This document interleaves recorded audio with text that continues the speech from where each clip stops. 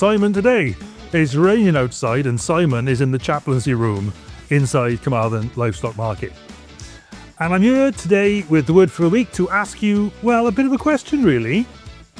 Here's a question. Do you think faith works? Or maybe more specific, do you think your faith works? Well, if you do, then ask yourself this. Who does it work for? Because if your faith works first for God, then it'll also work for you. But if it works for you first, it won't truly work for God, and in the end, it won't work for you either. Quite a principle, isn't it? This principle comes alive in the story we're about to look at today. We're doing an exploration, really, of one of the most remarkable faith stories in the Old Testament. The story of Rahab. So today we're going to deep dive into Joshua chapter 2 and the extraordinary account of this woman, Rahab from Jericho. Why are we doing this? Well, it's basic and it's really important. The Apostle Paul reminds us we're justified by faith, not by our works. That's Romans chapter 3 and 4. But the book of James, which we've been looking at, reminds us that living faith always shows itself in works. James chapter 2 has got that. And then James there uses Abraham to demonstrate this principle in the life of Israel's patriarch, a father of the nation. But today we're focusing on somebody quite different, Rahab, who demonstrates faith in the life of one of Israel's real outsiders. I think you'll love Rahab. She's a really standout figure, great demonstration of what God can do to bring really wandering souls to security and salvation inside his covenant family. Now, Paul would say Rahab's faith, like Abraham's, was credited to her as righteousness the moment she confessed faith in Christ. I know that the Lord has given you the land, she's going to say. We'll see that later. But James would add that her faith was completed when she acted on that faith, risking her life to hide the spies and binding that famous scarlet cord as the sign of her hope. That's passing you by a bit, we're coming to it. And judging by the way Paul describes his role as the apostle to the Gentiles in Romans 1:6, if James had raised that subject and made that statement over a cuppa, Paul would thoroughly agree with him. There's no contradiction. They're emphasizing two sides of the same coin. Okay then, if Abraham embodies faith tested in the life of a patriarch, Rahab embodies faith discovered in the life of a prostitute. The patriarch and the prostitute. She couldn't be more different from Abraham. Canaanite woman, outsider, her livelihood so intimately connected to immorality. But James dares to put her alongside Abraham as an equal example of a living faith that works. Well, I hope we're going to really try and understand Rahab and where she was coming from. But where she was coming from was the world she was living in. And to fully appreciate her story, we need to understand her world. So we're talking about late Bronze Age Canaan, around 1400 to 1200 BC, somewhere in there. It's a long time ago. She lived in Jericho. Jericho wasn't just any old city. It sat on a major trade route from the Jordan Valley to Jerusalem and another one north to Bethel. And women like Rahab would have encountered merchants and soldiers and foreign travellers regularly. There was a lot of people moving through. And that background perfectly explains her role in receiving Israel's spies as part of that moving trade. But here's what's crucial to understand. These Canaanite city-states like Jericho, they were small, they were politically unstable, constantly under threat from larger powers, from Egypt to the south, the Mitanni, the Hittites. And that social fragility meant the Canaanites' faith clearly wasn't working for them. Their gods were not sorting out their problems.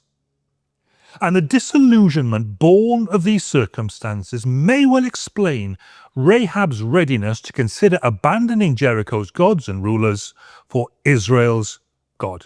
That's the sort of world she was living in. So what sort of woman was she?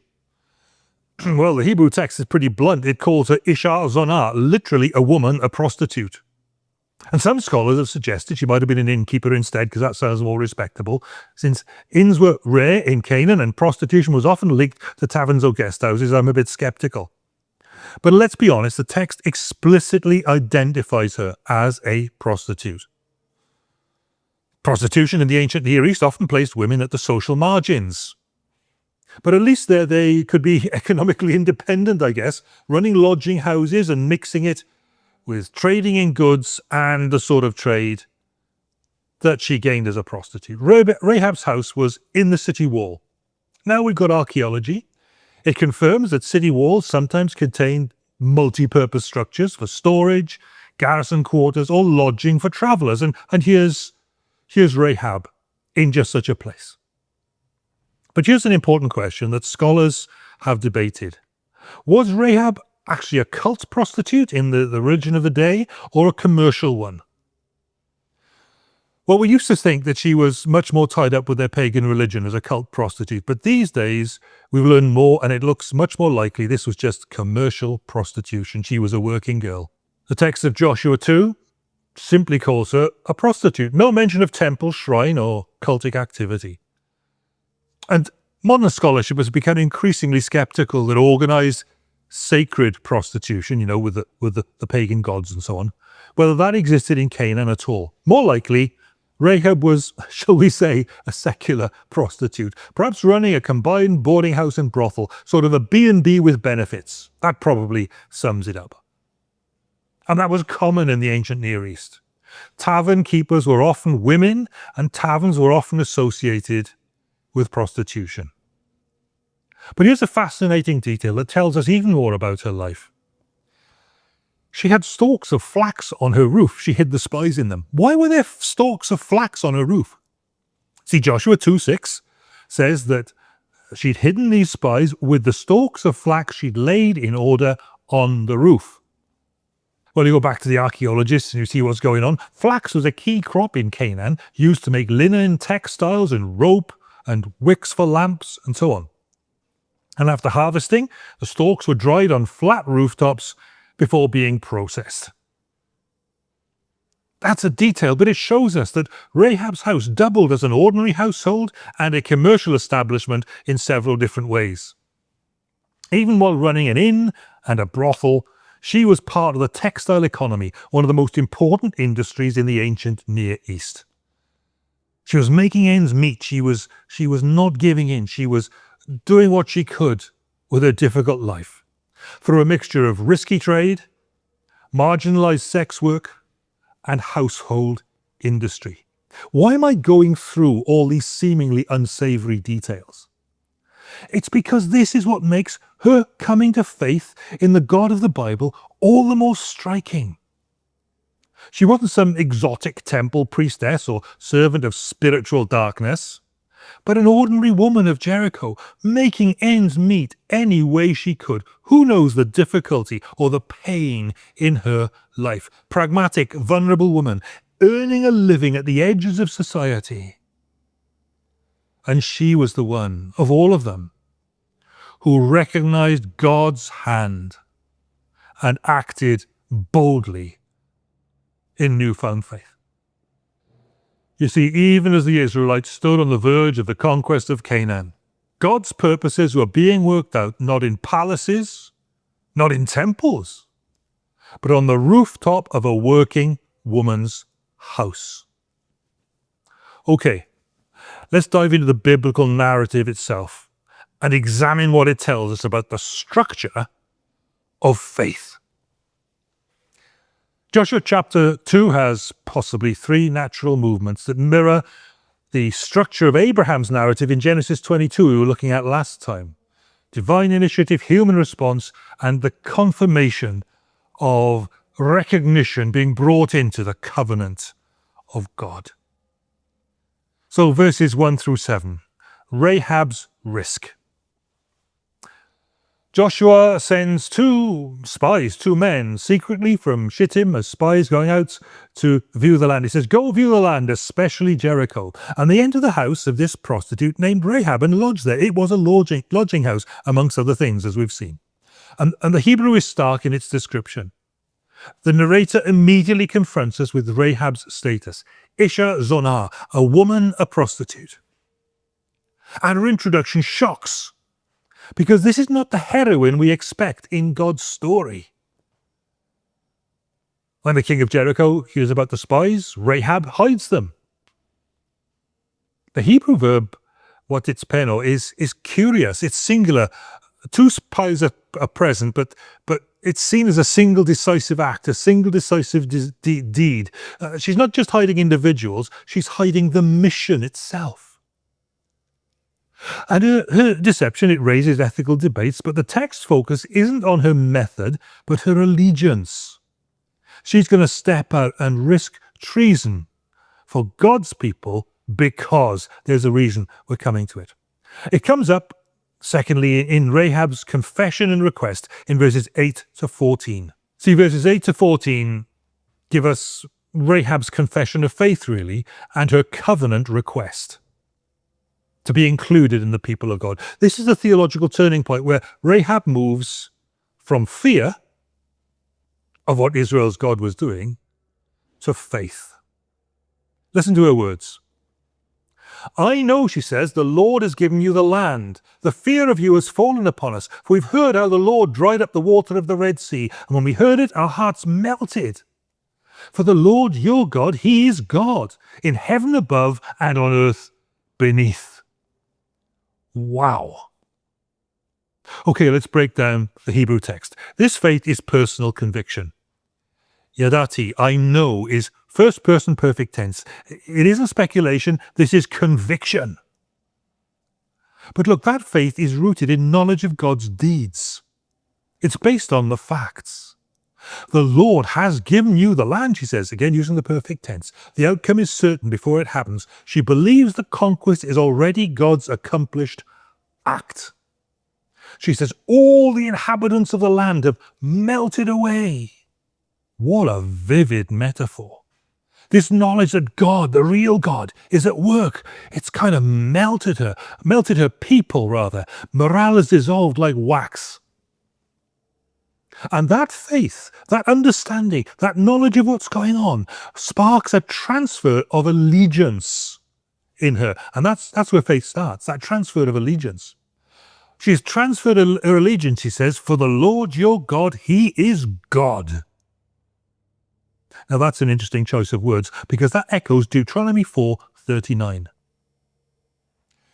See, in Deuteronomy 4, Moses reminds the Israelites of the covenant God made with them at Horeb. Let me read it for you. You've been taught, says Moses, that the Lord alone is God. There is no other beside him. From heaven he spoke to you in order to teach you, and on earth he showed you his great fire from which you also heard his words. Moreover, because he loved your ancestors, he chose their descendants who followed them and personally brought you out of Egypt with his great power to dispossess nations greater and stronger than you, and brought you here this day to give you their land as your property. He's talking to the Israelites.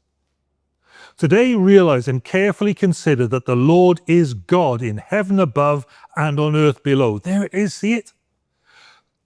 The Lord is God in heaven above and on earth below. There's no other. Wow. And Moses go on, so keep his statutes and commandments I'm setting forth today, so it may go well with you and your descendants, and you may enjoy longevity in the land that the Lord your God is about to give you as a permanent possession. What's happening here in Joshua 2 is that Rahab, a Canaanite, is voicing Israel's own confession of faith. And not very long after the death of Moses and the start of Israel's conquest of the land is she doing that. Her land historically that is now becoming Israel's land, as she acknowledges here, using phrases reminiscent of Moses' words to the Israelites.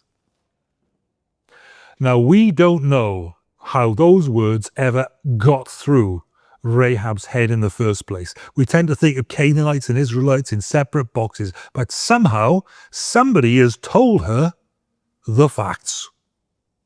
And now she can see it. That's very important in coming to faith. So what does faith actually look like and sound like? See, Rahab's testimony is giving us the answer to that. We have heard, and I know. We have heard, I know. There's a difference. See that?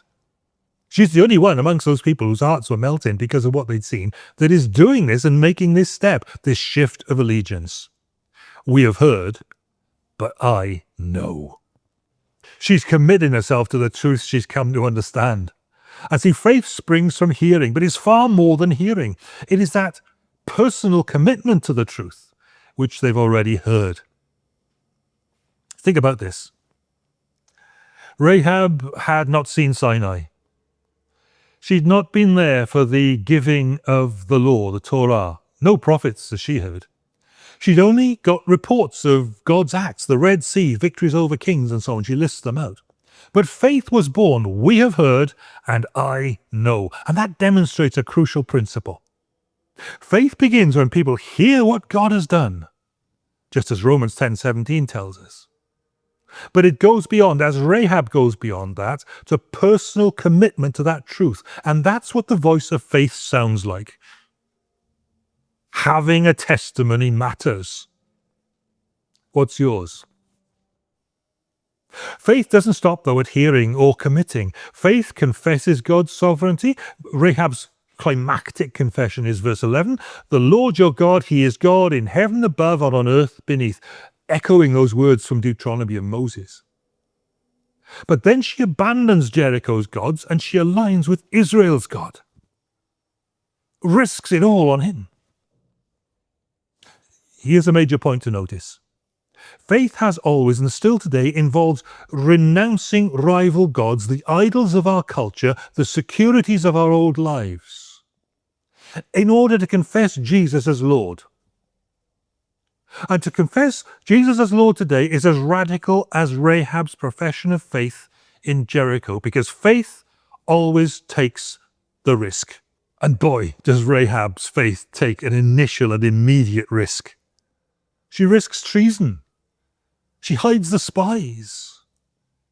She deceives the one who up to that point has been her king in Jericho. For God, the King of Israel. Faith is not merely inward, but takes costly, risky action. And that's what characterizes the difference between knowledge and faith. See, living faith, even to our day, may put us at odds with prevailing loyalties. At work, in the community, even in the family.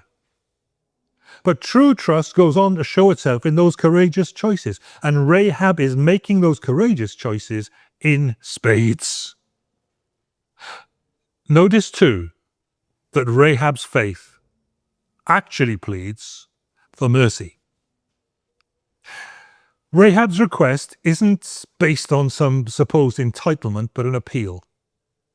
Swear to me, she says, by the Lord, show chesed, covenant love, to my father's house. Here comes her covenant request then. Swear to me by the Lord.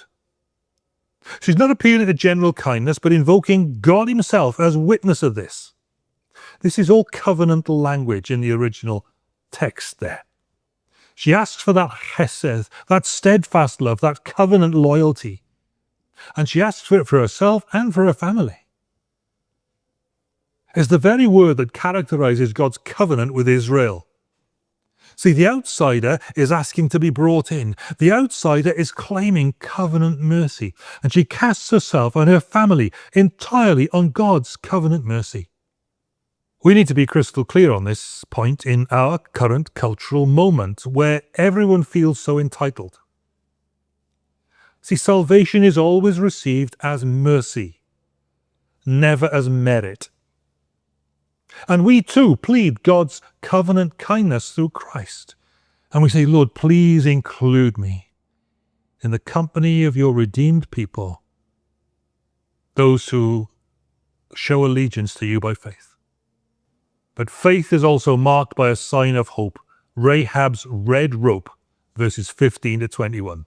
See, this third movement, verses 15 through 21, show Rahab ensuring their escape, those spies, and receiving from them a sign of hope, the famous scarlet cord. Bind this line of scarlet thread in the window, she's told. Beautiful wordplay here, because tikwa means both cord and hope. The scarlet cord is both a cord, a sign and symbol of salvation, a line of hope stretched out, that she and her family are going to be saved. And that red rope, it kind of echoes the Passover blood on the doorposts in Exodus 12, as once again salvation is marked by a visible red sign. That scarlet cord tied in Rahab's window is a sign and a seal. It marks her house for salvation, just as the blood marked Israel's doorposts in Egypt. It becomes a symbol of hope, tikwa. Now for us, we've got different ones in our era: baptism, the Lord's Supper. They're covenant signs that mark out God's people. And the cross, the scarlet sign of Christ's blood, is our eternal hope. But, and here's James's point, Rahab has got a faith that works. It works for God, and therefore it leads to covenant inclusion. Joshua 6:25 reports, Rahab the prostitute, her father's household, and all who belonged to her, Joshua spared. And she lived in Israel to this day. See, she wasn't just rescued on a battlefield, she was included in the people of God. And the New Testament shows us how complete this inclusion was. In Matthew 1:5, Matthew places Rahab in Jesus' genealogy. Grace writes her into the Messiah's line. So there we see Matthew the tax collector writing his gospel, another one-time societal outcast, recording how God wove the story of a Canaanite prostitute into the very genealogy of Jesus. Hebrews 11:31 lists Rahab among the great Old Testament heroes of faith. By faith, the prostitute Rahab, because she welcomed the spies, was not killed with those who were disobedient. That's a terrible translation there from the NIV, because the word for disobedient is apathesasin, from apetheo, which means not to allow oneself to be persuaded, to refuse or withhold belief, to refuse belief and obedience because one is not persuadable. And she didn't fall in with that. She went for the truth when she saw it, and she put her trust in it. So way back in Joshua 2, Rahab had explained what she'd seen of God in action. The deliverance at the Red Sea, and what you did to Sihon and Og, the two kings of the Amorites, east of the Jordan, whom you completely destroyed, she says. And as a result, all her people trembled and their hearts were gripped with fear. But it was only Rahab who trusted God and acted. So James 2:25 picks it up and tells us she was justified by a faith that works when she received the spies. And the beautiful truth coming out of all of that is that God doesn't only rescue us, but grafts us into his people. Outsiders become insiders. The Canaanite prostitute becomes part of the heritage, the lineage of Jesus, the Messiah. Rahab's story reminds us that the gospel is for the unlikely, the disqualified, the outsider, because in Christ the prostitute of Jericho stands shoulder to shoulder with the patriarch of faith. So what we've been showing is that Rahab has got a faith that works for God. First for God and his people, but equally certainly then for Rahab herself. When Joshua's forces took Jericho, listen to what happened. Joshua 6:22-25. Joshua said to the two men who'd spied out the land, "Go into the prostitute's house and bring her out and all who belong to her in accordance with your oath to her." So the young men who'd done the spying went in and brought out Rahab, her father and mother, her brothers and sisters, and all who belonged to her. They brought out her entire family. They put them in a place outside the camp of Israel, and then they burned the whole city and everything in it. But they put the silver and gold and the articles of bronze and iron into the treasury of the Lord's house. But Joshua spared Rahab the prostitute with her family, all who belonged to her, because she hid the men Joshua had sent as spies to Jericho. And Scripture says, and she lives among the Israelites to this day. Now, the author of Joshua could only report there in Joshua 6 on how Rahab's faith worked out for Rahab to this day. Obviously, as we've said about the genealogy of Jesus in Matthew, with Matthew's help, we can take this very much further. So taking what Paul says and what James says together, it gives us this full picture. Paul teaches us that Rahab was justified the moment she believed, when her heart turned to the God of Israel. James shows us that her faith was validated when she acted, when her belief took shape in courageous deeds, which God then vindicated with deliverance and adoption into the people of God and into the heritage of the Messiah himself. And you know what? Paul would not disagree with James about how you put right with God. Because in Romans 1:6, Paul tells us that at the heart of his personal apostolic calling from God lay the business of calling people from among the Gentiles, people like Rahab, to the obedience that comes from faith. So the upshot of all of this is that right across the New Testament, it is of the essence of faith that it yields fruit in glad obedience, often from the most unlikely people. In Rahab's story, we see the unity of the gospel message, that salvation begins with trust and always shows itself in gratitude-driven, God-pleasing action. We're coming to a conclusion. Rahab teaches us faith is not about pedigree, but response. It hears what God has done. It confesses his sovereignty, the way she did.